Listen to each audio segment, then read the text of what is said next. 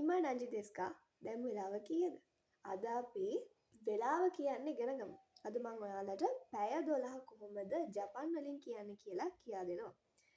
මම ඔයාලට ඉලක්කම් පාඩමේදී 1 ඉඳන් 100ට කියන්නේ ගණන් කරන්නේ කොහොමද කියලා දුන්නා. එතකොට ඒකේ 1 ඉඳන් 12ට කියන්නේ කොහොමද? අන්න ඒ විදිහ පිටිපස්සෙන් අගට G එකතු කරන්න තියෙන්නේ.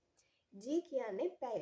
අපි වෙලාවක් කියනකොට ඒක කියන්නේ වෙලාවක් කියලා අඳුරගන්නේ මෙන්න මේ G කියන පදේ. ඒ නිසා වෙලාව කියනකොට G කියන පදය අනිවාර්යයෙන්ම දාන්න ඕනි.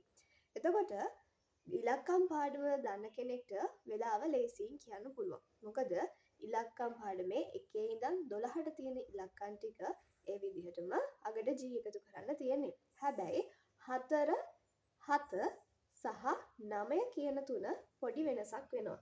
මම ඔයාලට ඉලක්කම් පාඩමේදී කියලා දුන්නා 4 7 සහ 9 කියන මේ තුනට තවත් අදහස් තියෙනවා කියලා. කියන්නේ තවත් නම් දෙක තුනක් කියලා දුන්නා. අන්න ඒ නම් පාවිච්චි වෙන තැනක් තමයි මේ වෙලාව පාඩම. එතකොට වෙලාව 4යි කියලා කියනකොට අපි යොන්ජි කියන එක පාවිච්චි කරන්නේ නැහැ. වෙලාව 4යි කියලා කියන්නේ යොජි. එතකොට වෙලාව 7යි නම් නනාජි පාවිච්චි කරන්නේ නැහැ. ඒ වෙනුවට අපි කියන්නේ ශිචිජි. එතකොට වෙලාව 9යි කියන්නේ කුජි.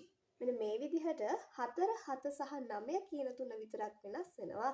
අනිත් ඒවා සාමාන්‍ය ගණන් කරන විදිහටම ඒ ගණන් කරන පදේ පිටිපස්සෙන් G එකතු කරන්න තියෙනවා. එහෙනම් දැන් බලමු 1 ඉඳන් 12ට පැය 12 කොහොමද ජපන් වලින් ගණන් කරන්නේ කියලා. ඉචිජි, නිජි, සංජි, යොජි, ගොජි, රොකුජි, shichiji, hachiji, kuji, juji, ju ichiji, juniji. Ima nanji desu ka? දැන් වෙලාව කීයද?